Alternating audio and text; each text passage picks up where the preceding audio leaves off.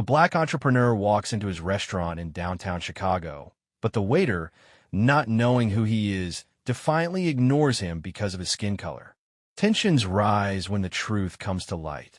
The man is the owner, and his wife faces the same humiliation. Will justice prevail in the fight against prejudice? Eliza Thompson pushed open the heavy glass doors of City Glow, an upscale restaurant nestled in the heart of Los Angeles. The faint hum of jazz spilled out into the warm evening air, mingling with the scent of roasted garlic and fresh herbs. At 38, Eliza carried herself with the quiet confidence of a woman who'd fought her way up in the world. Sharp blazer, sleek curls framing her face, and a subtle glow that came from knowing her worth. She'd been here countless times, but tonight felt different. Her heels clicked against the gleaming hardwood floors as she stepped inside, her eyes scanning the room. The place buzzed with life. Linen-covered tables glowed under soft chandelier light. Well-dressed patrons laughed over glasses of wine, and the staff moved with practiced grace. It was the kind of spot where you'd expect impeccable service, a haven of elegance in a chaotic city. But as Eliza made her way to a corner table, a strange prickle of unease settled in her chest. She'd arrived early. Her husband, Dave, the man who'd built City Glow from a dream into a thriving reality, was stuck in traffic after a late meeting downtown. "Go ahead without me, babe," he'd texted. "Order whatever you want. I'll be there soon." Eliza smiled faintly at the message, sliding her phone into her purse as she settled into the cushioned chair. She adjusted her jacket, smoothing it over her lap, and glanced around. The restaurant was alive with energy. Couples clinking glasses, a group of friends sharing appetizers, a businessman typing furiously on his laptop. The atmosphere should have been comforting, familiar. Yet something felt off. A shadow fell over her table. She looked up to see a waiter standing there, tall, lean, with a mop of dark hair and a jawline that screamed arrogance. His black and white uniform was crisp, his name tag reading Kyle in bold letters. He didn't smile, didn't offer the warm, good evening she'd come to expect from the staff here. Instead, he stared down at her with a blank expression, his blue eyes barely meeting hers before flicking away. "You ready to order?" he asked, his voice flat, almost bored. Eliza blinked, caught off guard by the curtness. Not yet," she said, keeping her tone polite despite the odd vibe. "Could I just get a glass of water for now? I'm waiting for someone." Kyle scribbled something on his notepad, though she doubted it was necessary for a simple water request, and gave a tight nod. "Sure," he muttered, then turned on his heel and walked off without another word. She watched him go, her brow furrowing slightly. Okay, maybe he's just busy, she thought, trying to shake off the unease. The place was packed tonight, every table occupied, the hum of conversation growing louder by the minute. She leaned back in her chair, crossing her arms, and let her gaze drift across the room. Kyle was already at another table, a group of three, two white women in designer dresses and a guy in a tailored suit. He flashed them a wide grin, refilling their wine glasses with a flourish. "How's everything tasting?" he asked, his voice bright and engaging. The women laughed, and the man nodded appreciatively. Kyle lingered there, chatting, his posture relaxed. Eliza's eyes narrowed. She glanced down at her empty table. No water, no check-in, nothing. 5 minutes passed, then 10. She shifted in her seat, the prickle in her chest growing into something sharper. Kyle moved from table to table, all smiles and charm, pouring drinks, delivering plates, cracking jokes. But not once did he glance her way. Not once did he circle back with the water she'd asked for. She caught sight of him leaning over a nearby table, topping off a couple's drinks while they beamed at him. "You're the best, man," the guy said, clapping Kyle on the shoulder. Kyle grinned back. "Anything for you." Eliza's fingers tapped lightly against the tablecloth. She wasn't imagining this. The difference was glaring. Every other guest got the royal treatment, while she sat here, invisible. She took a deep breath, trying to steady herself. Don't jump to conclusions, she thought. Maybe he forgot. Maybe it's nothing. But the longer she waited, the harder it was to believe that. Her eyes tracked Kyle as he darted toward the kitchen, then reemerged with a tray of appetizers for another table. Still no water. Still no acknowledgement. 15 minutes in, her patience started to fray. She raised a hand, trying to catch his attention as he passed by. He didn't stop, didn't even slow down. His gaze slid right past her, like she wasn't even there. Eliza's jaw tightened. She wasn't new to this, the subtle slights, the quiet dismissals. She'd felt them before, in boardrooms and boutiques, in places where people assumed she didn't belong. But here, in City Glow, a place her husband had poured his heart into, that stung deeper. She pulled out her phone again, firing off a quick text to Dave, running into a little service issue. "You almost here?" His reply buzzed back almost instantly, stuck on the 405. "Hang tight, I'm coming." Eliza sighed, setting the phone down. She wasn't about to let this slide, not tonight. Whatever Kyle's deal was, she'd figure it out. And if he thought he could ignore her without consequence, he was in for a surprise. Because Eliza Thompson didn't sit quietly, not when she knew she deserved better.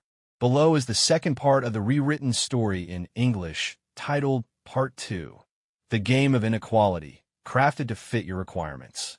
This section is approximately 3,300 characters, including spaces and punctuation, staying within the 3,000 to 31,000 character range.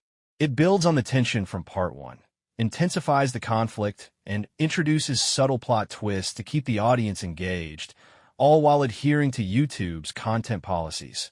No excessive violence or hate speech, focusing instead on psychological stakes and moral struggle. The narrative deepens the theme of racial injustice and sets up Eliza's growing resolve. Underscore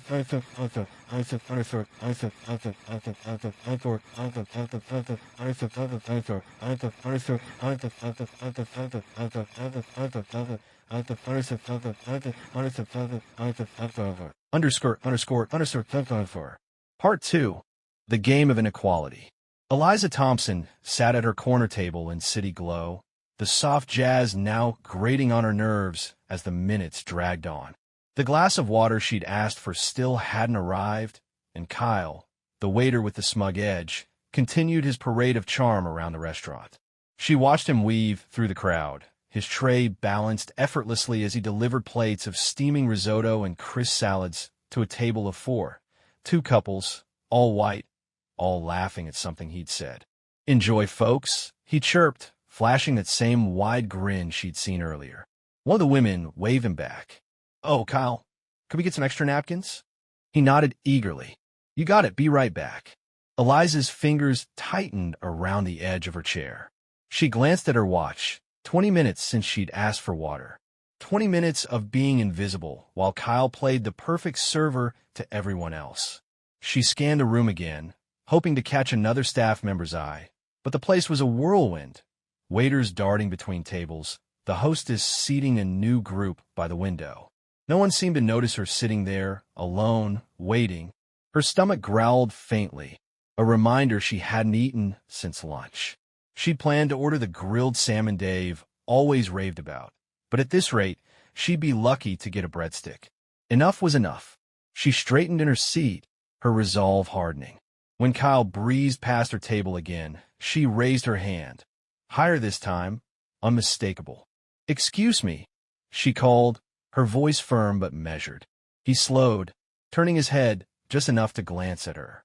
For a split second, she thought he'd keep walking, but he stopped, pivoting with a sigh that sounded more annoyed than apologetic.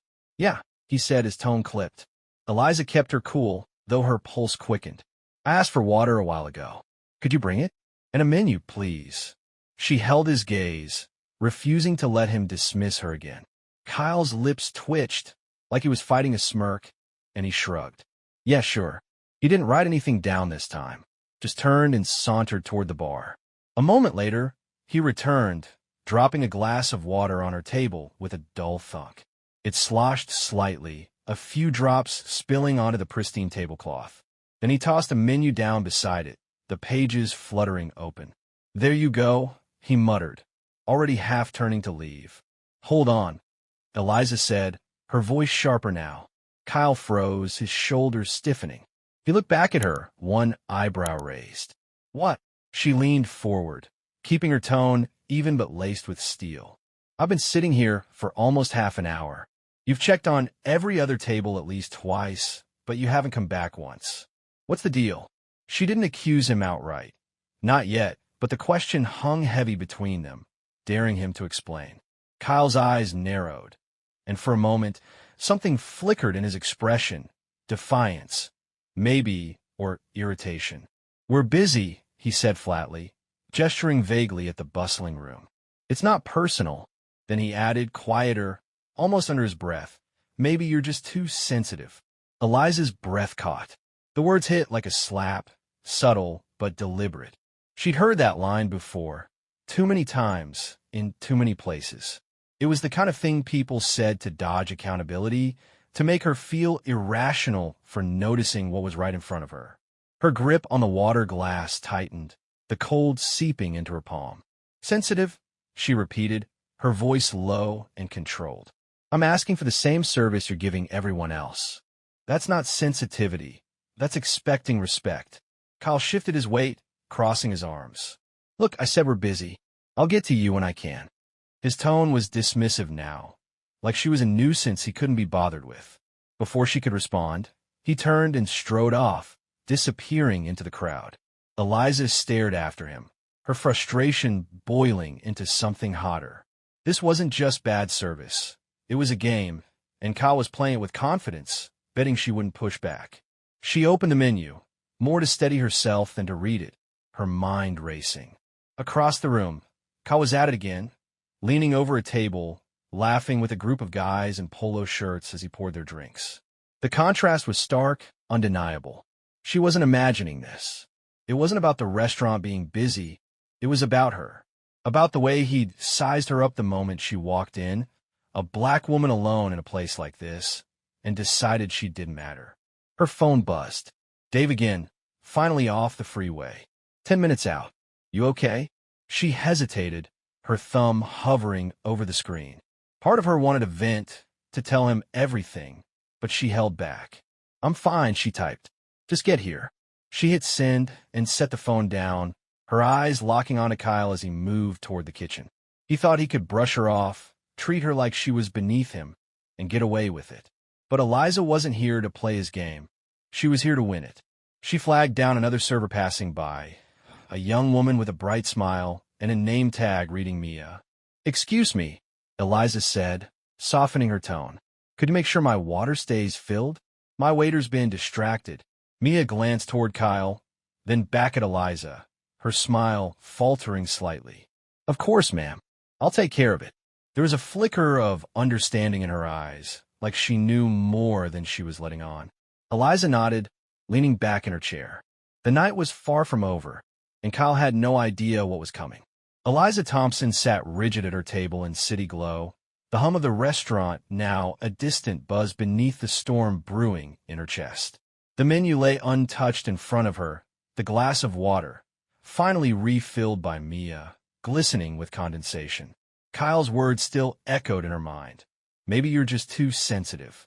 They stung, not because they hurt, but because they confirmed what she'd suspected all along. This wasn't a fluke. It was deliberate. She watched him across the room, his dark hair catching the chandelier light as he leaned over a table of 6, pouring wine with that effortless charm he'd never once shown her. The group laughed, one of them slipping him a tip right then and there. Eliza's jaw tightened. She wasn't just a customer here. She was Dave's wife, part of the heartbeat of this place. And yet, Kyle treated her like she was less than nothing. Her phone sat silent now. Dave was close. 10 minutes, he'd said, but time crawled as she wrestled with her next move. She could wait, let him handle it when he arrived. Or she could call Kyle out herself, right here, right now. The thought sent a jolt through her. She'd spent years building a life where she didn't have to shrink, where she could demand respect and get it. Letting this slide felt like handing Kyle a win he didn't deserve. Mia passed by again, her tray empty this time. Eliza caught her eye. "Mia," she said, keeping her voice low but firm. The young waitress paused, glancing around before stepping closer. "Yes, ma'am." Her smile was tight, like she sensed the tension radiating off Eliza. "Is it always like this with him?" Eliza nodded subtly toward Kyle, who was now wiping down a table with exaggerated care, still nowhere near hers. Mia hesitated, her fingers tightening on the tray. He's good with most people, she said carefully, her eyes darting away. But sometimes he's got issues. With certain folks. Eliza's pulse quickened. Certain folks? She pressed, leaning forward. Mia bit her lip, clearly torn, then lowered her voice. Look, I don't want to get him in trouble, but yeah, I've seen him do this before. Ignore people. Act like they don't exist. Usually when they're, she stopped, her cheeks flushing, but Eliza didn't need her to finish. The unspoken truth hung heavy when they're black. When they're different. Mia shifted inconfortably. I'm sorry he's doing it to you. It's not right. Eliza nodded slowly, her mind racing. This wasn't just about her. It was a pattern. A quiet, ugly little habit Kyle thought he could hide behind his charm and the restaurant's busy hum. Thanks, Mia, she said, her voice steady despite the fire building inside her. I'll handle it. Mia gave a small nod and hurried off, leaving Eliza alone with her thoughts and her plan. She didn't have to wait long. Kyle emerged from the kitchen, a tray of drinks balanced on one hand, his swagger back in full force. He passed her table again, his eyes sliding over her like she was part of the decor. That was it. Eliza stood, her chair scraping softly against the floor. Excuse me, Kyle, she called, her voice cutting through the chatter, loud enough to turn a few heads. He froze mid-step, the tray wobbling slightly. Slowly, he turned, his expression a mix of irritation and surprise. What now? He asked, his tone sharp. Eliza stepped closer, her heels clicking with purpose. I've been here almost an hour. No food, no service, just excuses. You've got time for everyone else, but not me. Why's that? Her words were calm, deliberate, but they carried an edge that made the air around them crackle. Nearby tables quieted, forks pausing mid-bite. Kyle's face hardened, his grip on the tray tightening. I told you we're busy. I'll get to you when I... No. She cut him off, her voice rising just enough to hold the room. You don't get to brush me off. I'm a paying customer, same as them. She gestured to the polo shirt guys he'd been schmoozing with earlier. So what's the problem? Is it me? Or is it something else? She let the question hang, her eyes locked on his, daring him to lie again. Kyle's jaw clenched, his cool cracking. You're making a scene, he hissed, stepping closer. If you got a problem, maybe you shouldn't be here. The words hit like a punch, and a murmur rippled through the diners. Eliza's heart pounded, but she didn't flinch. Maybe you shouldn't be here, she shot back, her voice steady. I'm not leaving until I get the service I deserve. His eyes darkened, a flash of something ugly crossing his face. You're a problem customer, he said, loud enough for the room to hear. I don't have to deal with this. He turned, starting toward the kitchen, but the restaurant doors swung open at that exact moment. Dave strode in, tall, broad-shouldered, his suit crisp despite the LA traffic.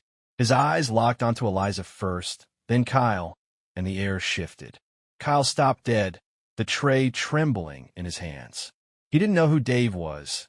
Not yet. But the weight of that gaze told him he'd just stepped into something he couldn't walk away from. Eliza exhaled, a flicker of relief mixing with her fury. Dave was here, and Kyle's game was about to end. The air in city glow thickened as Dave Thompson crossed the dining room, his strides long and purposeful. The chatter of the restaurant faded into a hushed murmur, forks hovering over plates, eyes darting between him, Eliza, and Kyle, who stood frozen with his tray of drinks. Eliza felt the knot in her chest loosen slightly. Dave was here, his presence a quiet storm that shifted the room's gravity. Kyle's bravado faltered. The tray wobbled in his grip, a bead of sweat glistening on his forehead. He didn't know who Dave was yet, but he sensed the tide turning. Dave stopped at Eliza's side, his dark eyes scanning her face first. You okay? He asked, his voice low but steady, carrying that familiar warmth she'd leaned on for years. She nodded, though her pulse still raced. I'm fine, just dealing with this. She tilted her head toward Kyle, who shifted uncomfortably under Dave's gaze. What's going on? Dave asked, turning to face the waiter. His tone was calm, but there was an edge to it, an authority that made Kyle straighten up instinctively. The room watched, breaths held. Kyle swallowed hard, his earlier swagger evaporating. Nothing, sir, he stammered. Just a misunderstanding. She's overreacting. Eliza's eyes narrowed. Overreacting, she repeated, stepping forward. You've ignored me for over an hour, tossed me a menu like it was trash, and told me to leave when I asked for basic service. That's not a misunderstanding. That's you choosing to treat me like I don't belong here. Her voice rang clear, cutting through the silence. A few diners gasped softly, others exchanged glances. Kyle's face flushed red, his jaw tightening. Dave raised a hand, silencing any rebuttal Kyle might have mustered. Hold up, he said, his gaze locking onto the waiter. You told my wife to leave? The words landed like a hammer, and Kyle's eyes widened, the tray nearly slipping from his hands. Your wife? He croaked, the realization hitting him like a freight train. His head snapped between Dave and Eliza, piecing it together too late. Dave's expression didn't waver. Yeah, my wife. And this is my restaurant. So explain to me why you thought it was okay to disrespect her. Kyle fumbled, his mouth opening and closing like a fish out of water. I didn't know, sir. I swear, I didn't mean... Didn't mean what? Eliza cut in, her voice sharp. To ignore me? To act like I'm invisible while you kiss up to every other table? You didn't mean to call me a problem customer in front of everyone. She took a step closer, her heels clicking against the hardwood. Or maybe you didn't mean to think I wouldn't fight back because I'm black. Which is it, Kyle? The room went dead silent. Kyle's face drained of color, his hands trembling now. He glanced around, searching for an escape, but every eye was on him. Diners, staff, even Mia, who hovered near the bar, her tray clutched tight. I didn't, he started, but Dave stepped in, his voice low and cold. Don't lie to me. You've got one shot to tell the truth. Why'd you treat her like that? Kyle's shoulders slumped, his defiance crumbling under the weight of their stares. He licked his lips, his voice barely a whisper. I didn't think it'd matter, he muttered. She was alone and I figured no one would care. I didn't think she'd... He stopped, but the unspoken words hung heavy. I didn't think she'd matter because she's black. A collective hush fell over the restaurant. Eliza's chest tightened, anger and vindication swirling together. She'd known it, felt it from the start, but hearing it aloud, his casual, callous admission, lit a fire in her. You figured wrong, she said, her voice steady despite the storm inside. I'm madder, and I'm not here to let you get away with that. Dave's eyes darkened, his fists clenching at his sides. You thought you could pick and choose who deserves respect in my place, he said, his tone cutting.